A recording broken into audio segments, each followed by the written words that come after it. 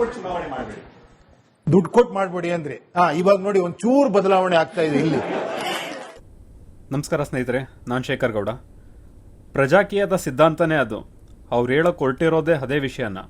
ನಾನು ದುಡ್ಡು ಕೊಟ್ಟು ಎಲೆಕ್ಷನ್ಗೆ ಹೋದ್ರೆ, ಪ್ರಚಾರ ಮಾಡಿದ್ರೆ, ಜನಗಳು ಸೇರಿಸಿದ್ರೆ ನಾನು ಕರಪ್ಟ್ ಆಗ್ತೀನಿ.